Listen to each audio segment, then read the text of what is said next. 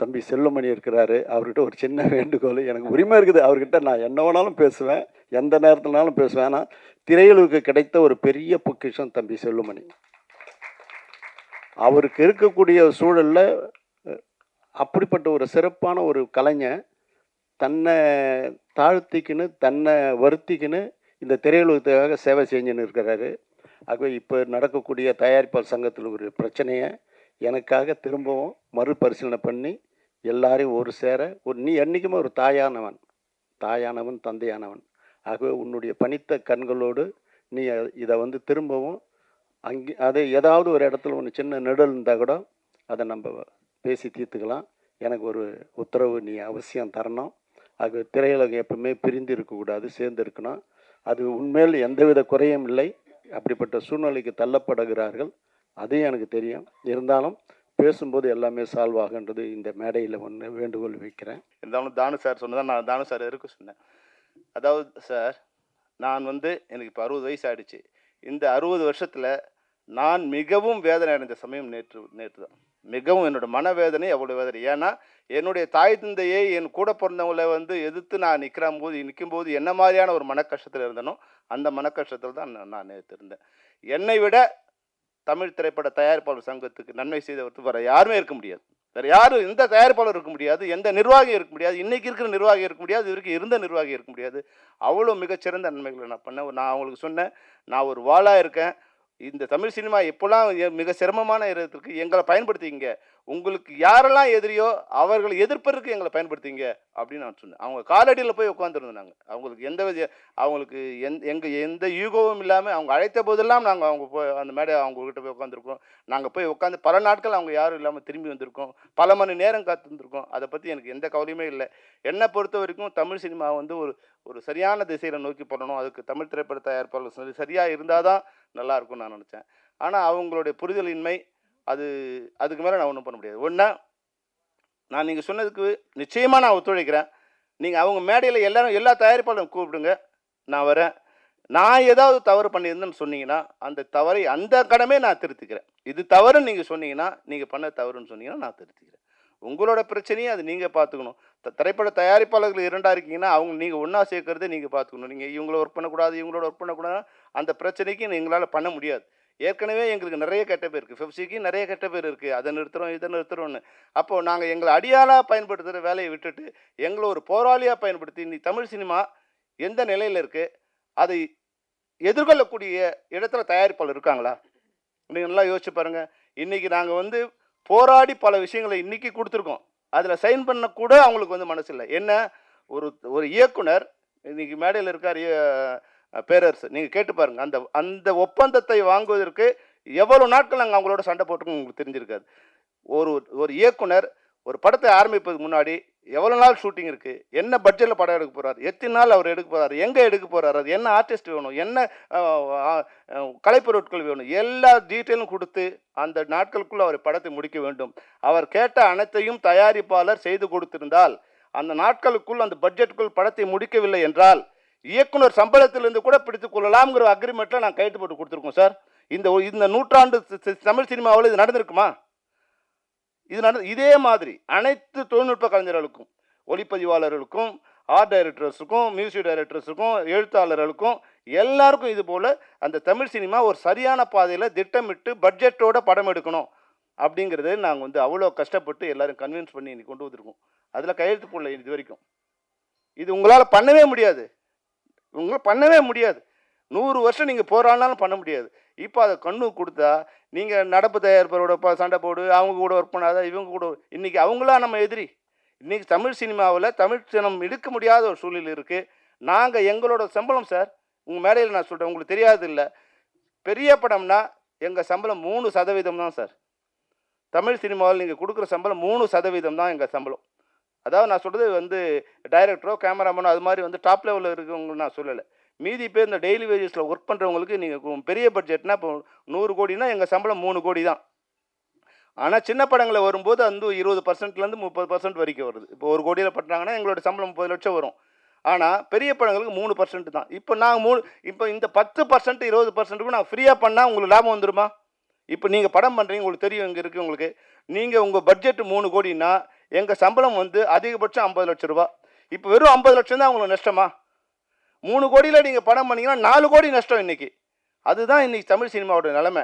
எல்லாம் இந்த படத்தை ஃப்ரீயாக அவங்கவுங்க வாங்கிக்கிறது தான் இருக்காங்க தவிர ஒருத்தரும் விலை கொடுத்து வாங்க தயாரில்லை. ஃப்ரீ டிஸ்ட்ரிபியூஷன், பணமே இல்லாமல் வந்து தேட்டரில் கொடுக்கணும், அட்வான்ஸ் கூட கிடையாது.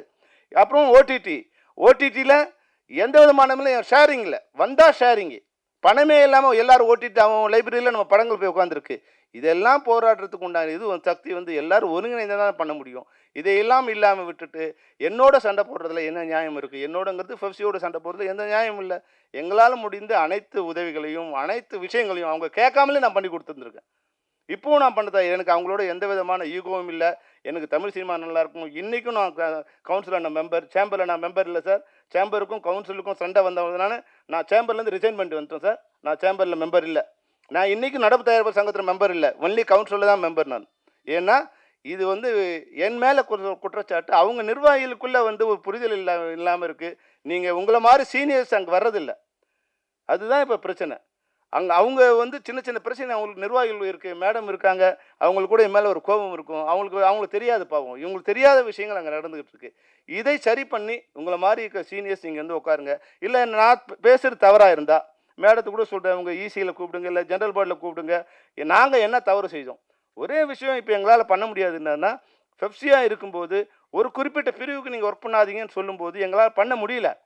300 ப்ரொடியூசர்ஸ் இருக்கும்போது 300 ப்ரொடியூசர் நீங்கள் ஒர்க் பண்ணக்கூடாதுன்னு சொன்னீங்கன்னா அது இப்போ நடக்காது. அப்புறம் வந்து ஆர்டிஸ்ட் மேலே நீங்கள் வந்து ஒத்துழையாமை பண்ணும்போது அது ஒரு தடவை என்ன பண்ணலாம், தொடர்ந்து பண்ணும்போது எல்லா ஆர்டிஸ்டோடும் எங்களுக்கு தகராறு வருது, எல்லாருக்கிட்டையும் எங்களுக்கு கெட்ட பேர் வருது. அப்புறம் நாங்கள் யாருக்கிட்ட போய் ஒர்க் பண்ண முடியும்?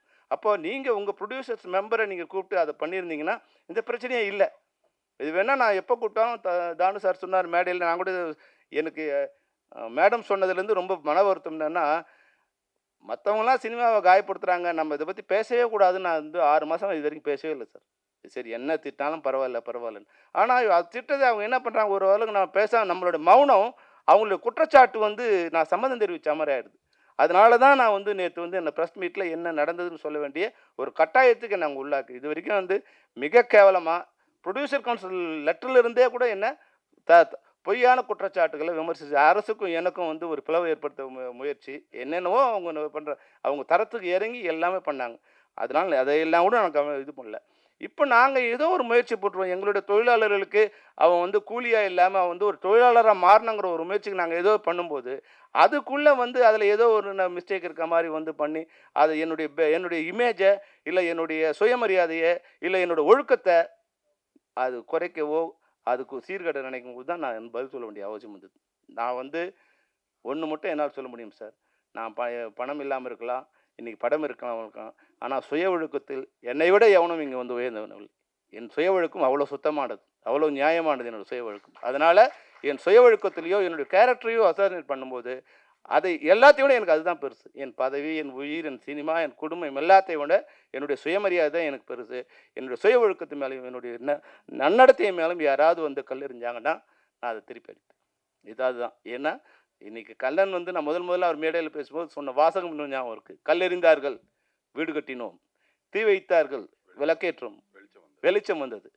அதுதான் எங்களோட இது வரைக்கும் நாங்கள் கவுன்சிலுக்கு அகைன்ஸ்டாக பண்ணதே இல்லை சார், இனிமேலும் பண்ண மாட்டோம். அவங்க எங்களை அழிக்க நினைக்காம இருந்தா நாங்கள் ஒரு சக்தி, நாங்கள் ஒரு வால். இந்த வாளை வச்சு அவங்க எதிரி அடிச்சுக்க போகிறாங்களா இல்லை அவங்களே வெட்டிக்க போகிறாங்களா அவங்க தான் முடிவு பண்ணிடணும். நீங்கள் தான் எங்களுக்கு வழி சொல்லணும். நன்றி, வணக்கம். அதாவது ஒரு உண்மையிலேயே வந்து இன்றைய திரைப்பட உலகத்தின் பால் அக்கறை கொண்ட எல்லாரும் இங்கே இருக்கிறதுனால இந்த நேரத்தை நாம் அதுக்காக எனக்கு ரொம்ப உற்சாகமாக மகிழ்ச்சியாக இருக்கிறது. இப்போ இங்கே இன்னையிலிருந்து ஒரு இதற்கான தீர்வு கிடைக்கும்னு நாங்கள்லாம் நம்புகிறோம். அந்த சந்தோஷத்தோட நான் மோகனும் என் மோகன் எங்கள் மோகனும் பேசிட்டா இதை லான்ச் பண்ணுறதை பண்ணிடலாம். அதனால் தானு சார் இன்னும் ஒரு 5 நிமிஷம் கூடுதலாக எனக்காக இருக்கணும். சரிங்க, வாங்க மோகன். இதுக்கு முன்னாடி செல்வமணி சாரும் தானு சாரும் ஒரு மேட்ரு பேசினார். அது கம்பீரமான விஷயங்கிறதுனால அதை பற்றி ஒரு நிமிஷம் பேசிடுறேன். இப்போது செல்வமணி சார் சொன்ன விஷயம் என்னன்னா, இந்த டைரக்டரோட லெட்டருங்கிறது மலையாளம் படம் ப்ரொடியூஸ் பண்ண எனக்கு தெரியும், அங்கே இது யூனியனில் இருக்குது சார். நான் இங்கே எத்தனையோ தடவை தயாரிப்பாளர் சங்கத்திலையும் ஃபிலிம் சேம்பரில் சொல்லியிருக்கேன், இது கேட்கவே இல்லை அவங்க. டைரக்டர்கிட்ட ஃபஸ்ட்டு ஓகே பண்ணுறதுக்கு முன்னாடி இத்தனை நாளில் ஷூட் பண்ணுறோம், இவங்க ஆர்டிஸ்ட்டு இந்த பட்ஜெட்டுங்கிறது லெட்ரு கொடுத்தா தான் மலையாளம் கேரளா அசோசியேஷனில் கையெழுத்து போடுவாங்க. நான் படம் ப்ரொடியூஸ் பண்ணாமல் பிருத்விராஜ் ஹீரோவை வச்சு படம் பண்ணியிருக்கேன், எனக்கு நல்லா தெரியும். அதை வந்து முதல்ல சொன்னேன். நிறைய விஷயங்கள் இருக்குது, எல்லாம் அறிஞ்சவர், அவங்க பேசிக்கிட்டோம். பட் இது உண்மை, இது கரெக்டாக இந்த மாதிரி பேசிக்கிட்டால் சினிமா நல்லா இருக்கும். சினிமா நல்லா இல்லாததுக்கு காரணம் நம்ம தான், சினிமா இல்லை, அது உண்மை.